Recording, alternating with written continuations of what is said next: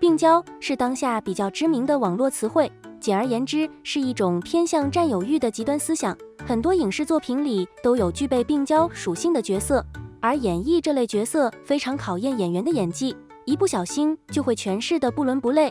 在最近热播的新剧《永夜星河》中，丁禹兮就呈现了一个教科书式般的病娇少年。正所谓文无第一，武无第二，再好的演员也难免会被拿出来做比较。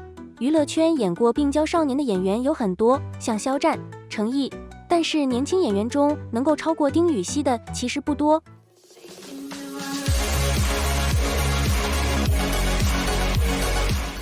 丁禹兮，《永夜星河》。丁禹兮能够出演《永夜星河》这部剧，其实充满了戏剧性。原定的男主角其实是陈飞宇，只不过对方因为一些其他原因没能参演。导演组经过综合考虑，才拉来丁禹兮救场，没想到做出了最正确的选择。他和木生这个角色的适配度太高了。从剧情来说，《永夜星河》的整体节奏是比较轻松的，是当下年轻人比较喜欢的升级打怪流。别出心裁的是将主人公设定成了虞书欣饰演的林妙妙，以炮灰的角色来展开。丁禹兮饰演的木生在剧中是一个病娇反派，内心戏非常丰富，作为人妖结合的产物，心底潜藏着自卑的情绪，但是表面上还要装作温文尔雅的模样，实则是个手段很辣的角色。丁禹兮对这个角色的理解已经很透彻了，他对一些小细节把控得很到位，哪怕是走路姿势也尽量符合人物设定，也不会像大多数演员那样痛苦嘶吼，这样就没有病娇的味道了。本剧最值得夸赞的就是丁禹兮的眼神戏，平淡下蕴含着波涛汹涌，连眼角的血丝都是戏，哪怕一句话不说都能让人感觉到他的情绪。难怪电视剧播出以后，他的知名度直接上了一个档次。肖战、陈情令。陈情令改编自小说《魔道祖师》，算是国内耽美文的经典之作，先后被改编成了动漫和电视剧，剧情围绕着双男主魏无羡和蓝忘机而展开。当年电视剧播出之后，肖战和王一博瞬间成为了新晋男神，可见其影响力。其中肖战饰演的魏无羡也是典型的病娇少年，这个角色的身世凄惨，自幼父母离世，过着孤苦伶仃的日子，这些都是成为病娇的条件之一。难得的是，即便自己过得再苦，魏无羡也没有迷失本心，一生都在锄强扶弱。出演电视剧时，肖战已经28岁，算是很成熟的男人，可是依旧能把这样一个充满少年感的角色演绎得淋漓尽致，可见其是下了功夫的。这种少年感不是一般人能演出来的，搞不好就变成油腻男了。魏无羡的出彩之处就在于他的状态变化，面对蓝忘机的活泼开朗，与敌人交手的凌厉，魔道祖师的威风等等，都要在一个人身上得到体现，而肖战演绎得很饱满。要说美中不足的就是剧里的造型太单调，总是穿着一袭黑衣。程毅、琉璃这部戏应该算是程毅的第一部代表作，雨丝凤这个角色哪怕是几年后的今天还在被人反复提起，可见其魅力有多深。和大多数病娇一样，雨丝凤也有着一段刻骨铭心的经历。她本是天地之子，但是为了救赎战神，不惜放下万年修炼的仙骨，忍受时世的劫难。这一番经历听起来就很坎坷。程毅在剧中的演绎当得起陌生人如玉，公子是无双这句诗。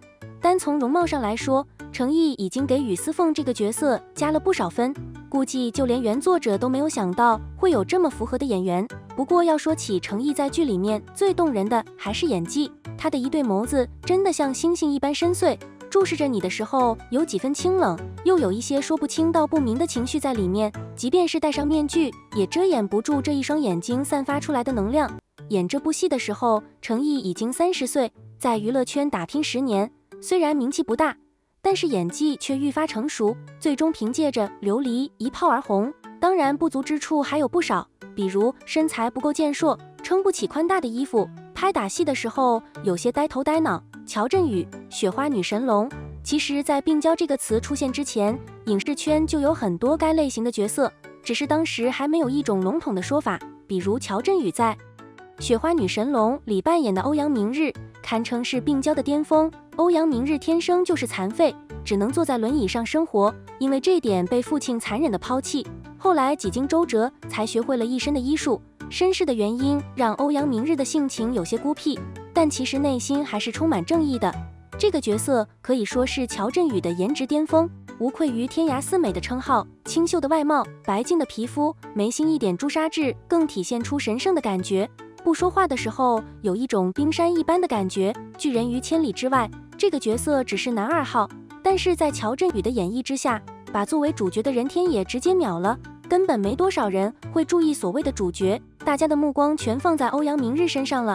当年不知道是多少人的意难平，宁安如梦，谢薇是帝师，不犯病的时候她温文尔雅，才华横溢；犯病的时候是血又疯狂，苦果亦是果。一句穿透力极强的话，让谢薇这个角色迅速火遍全网。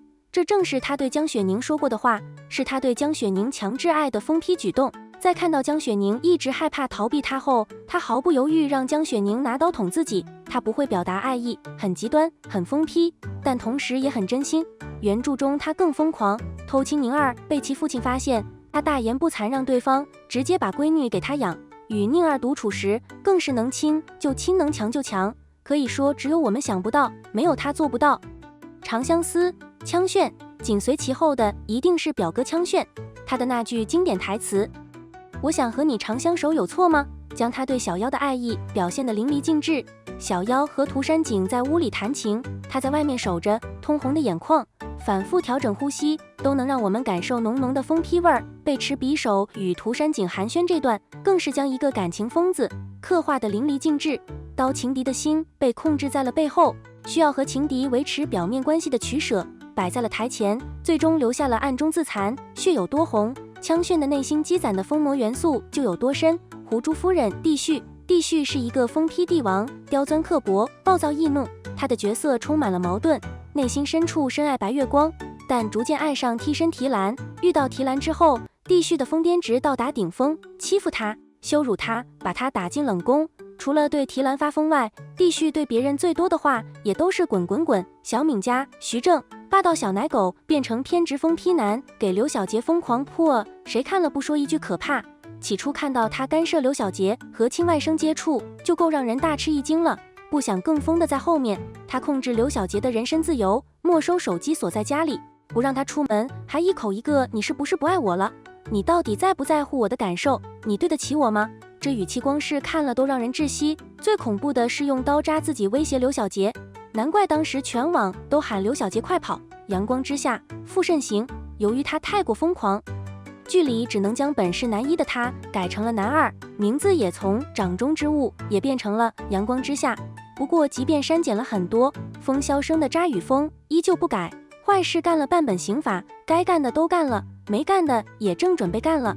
这部剧里所有人都因为他饱受心理摧残，没有谁能安安稳稳毫发无损地度过了全集。尤其是风箫声对待女主角的疯批程度，那简直令人发指。最后恶有恶报被正义端掉，下线时候的那一幕特写镜头震撼了不少人啊。除了这几位之外，还有很多经典的病娇角色，像胡歌在《琅琊榜》中扮演的梅长苏，聂远在《上错花轿嫁对郎》中饰演的齐天磊，都是可以成为模范的神演技。年轻一代的话，丁禹兮的确是个中翘楚。说到底，现在的病娇就几个套路：首先，身世一定要凄惨，没有一段可歌可泣的苦难史都成不了病娇。当然，最重要的还是颜值，不一定要多帅气，但一定要清秀白净。如若将满脸胡子拉碴、5大3粗的壮汉说成病娇，恐怕会笑掉大牙。